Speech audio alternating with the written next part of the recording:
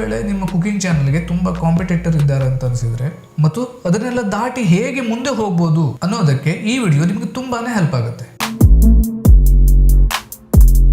ಹೀಗಿದ್ದಲ್ಲಿ ಈ ಟ್ರಿಕ್ಸ್ಗಳು ಏನು, ಅದನ್ನ ಹೇಗೆ ಯೂಸ್ ಮಾಡ್ಕೊಳ್ಳೋದು, ಈ ಸ್ಟ್ರಾಟಜಿ ತುಂಬಾನೇ ಪವರ್ಫುಲ್ ಮತ್ತು ಇದು ಮಾತ್ರ ನಿಮ್ಮನ್ನ ಯೂಟ್ಯೂಬ್ ನಲ್ಲಿ ಪ್ರತ್ಯೇಕವಾಗಿ ಗುರುತಿಸಲು ಸಹಾಯ ಮಾಡುತ್ತೆ. ಈಗ ನಿಮ್ಗೊಂದು ಪ್ರಶ್ನೆ, ಯೂಟ್ಯೂಬ್ ನಲ್ಲಿ ತುಂಬಾನೇ ಕುಕಿಂಗ್ ಚಾನಲ್ ಇದೆ. ಯೂಟ್ಯೂಬ್ ನಲ್ಲಿರುವ ಸಾವಿರಾರು ಅಡುಗೆ ಚಾನಲ್ಗಿಂತ ನಿಮ್ಮ ಚಾನಲ್ ಹೇಗೆ ವಿಭಿನ್ನವಾಗಿ ಕಾಣುತ್ತೆ ಅನ್ನೋದು.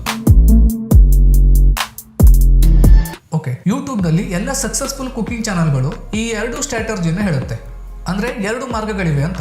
ಮೊದಲನೆಯದು ನಿಮ್ಮ ಗುರಿ ಅಂದರೆ ನಿಮ್ಮ ಕುಕಿಂಗ್ ಚಾನಲ್ ಅಲ್ಲಿ ಯಾವ ಕಾರಣಕ್ಕೆ ಅಡುಗೆ ವಿಡಿಯೋಗಳನ್ನು ಹಾಕ್ತೀರಿ, ಯಾರಿಗಾಗಿ ಅಡುಗೆ ಹೇಳ್ಕೊಡ್ತೀರಿ ಅನ್ನೋದು. ವಯಸ್ಸಾದವರು ತಿನ್ನೋಕೆ ಯಾವ ಅಡುಗೆಗಳನ್ನು ಮಾಡಬಹುದು, ಆರೋಗ್ಯ ಪ್ರಜ್ಞೆ ಜನರಿಗೆ ಯಾವ ಅಡುಗೆಗಳನ್ನು ಮಾಡಬಹುದು, ಹೆಲ್ದಿ ಫುಡ್ಗಳನ್ನು ಮಾಡಬಹುದು, ಅಥವಾ ವೆಜಿಟೇರಿಯನ್ ಮತ್ತು ನಾನ್ ವೆಜಿಟೇರಿಯನ್ಗಳಿಗೆ ಯಾವ ತರ ಅಡುಗೆಗಳನ್ನು ಮಾಡಬಹುದು. ಈ ತರಹದ್ದು ನಿಮ್ಮ ಚಾನೆಲ್ಗಳಲ್ಲಿ ಬೇರೆ ಬೇರೆ ಕ್ಯಾಟಗರಿದು ಕುಕಿಂಗ್ ವಿಡಿಯೋಗಳಿವೆ ಅಂತಾದ್ರೆ ಅವುಗಳನ್ನ ಬೇರೆ ಬೇರೆ ಪ್ಲೇ ಲಿಸ್ಟ್ ಕ್ರಿಯೇಟ್ ಮಾಡಿ ಇಡಬಹುದು.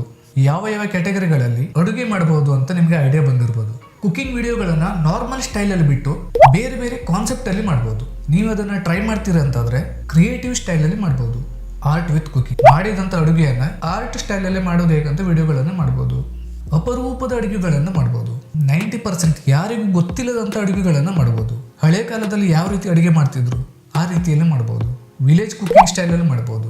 ನಿಮ್ಮದೇ ಆದ ಸ್ಟೈಲ್ ಅಲ್ಲಿ ನಿಮ್ಮ ಹೊಸ ರೆಸಿಪಿಗಳನ್ನ ಯಾವ ರೀತಿ ಮಾಡಬಹುದು ಅಂತ ತೋರಿಸ್ಕೊಡ್ಬಹುದು. ಈ ಎರಡು ಟಿಪ್ಸ್ ಬಿಟ್ಟು ನಿಮ್ಗೊಂದು ಬೋನಸ್ ಟಿಪ್ಸ್ ಗಳನ್ನು ಕೊಡ್ತೇನೆ.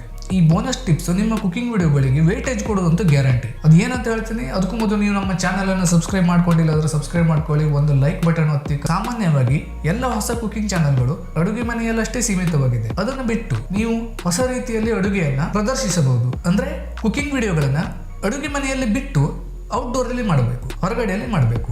ಹೊರಗಡೆ ಅಂದ್ರೆ ಕ್ಯಾಂಪ್ ಸೈಟ್ ಅಲ್ಲಿ, ತೋಟದಲ್ಲಿ, ಹಳ್ಳಿಗಳಲ್ಲಿ, ನಿಮ್ಮ ತೋಟದಲ್ಲಿ ಅಥವಾ ನಿಮ್ಮ ಹತ್ತಿರದ ಕಾಡಿನಲ್ಲಿ ನದಿ ಹರಿತಾ ಇದ್ರೆ ಅಥವಾ ಹಳ್ಳ ಹರಿತಾ ಇದ್ರೆ ಅದರ ಸಮೀಪದಲ್ಲಿ ಮಾಡುವಂಥದ್ದು. ಹೀಗೆ ಬೇರೆ ಬೇರೆ ರೀತಿಯಾಗಿ ವಿಭಿನ್ನವಾಗಿ ಮಾಡಬಹುದು. ನೀವು ಕಾಡಿನಲ್ಲಿ ಅಥವಾ ತೋಟದಲ್ಲಿ ಅಡುಗೆ ಮಾಡುವ ಸಾಹಸಗಳನ್ನು ಮಾಡ್ತಿದ್ರು ಅಂತಂದ್ರೆ ನಿಮ್ಮ ವ್ಯೂವರ್ಸ್ಗಳಿಗೆ ಆಟೋಮೆಟಿಕ್ಲಿ ಅದರ ಮೇಲೆ ಅಟೆನ್ಷನ್ ಕ್ರಿಯೇಟ್ ಆಗುತ್ತೆ. ಖಂಡಿತವಾಗಿ ನೋಡುವವರಿಗೆ ತುಂಬಾನೇ ಇಷ್ಟ ಆಗುತ್ತೆ.